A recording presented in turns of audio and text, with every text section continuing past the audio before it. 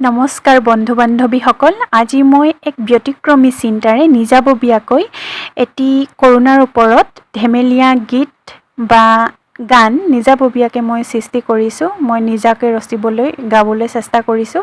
গতিকে আপোনালোকে কেনেকুৱা পালে জনাবচোন। আশা কৰিছোঁ সকলোৱে যাতে মোৰ এই গীতটি শুনে আৰু কেনেকুৱা পালে যাতে জনাবলৈ নাপাহৰে।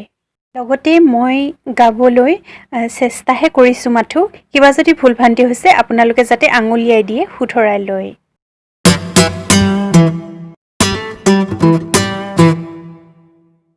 কৰোনা সপোন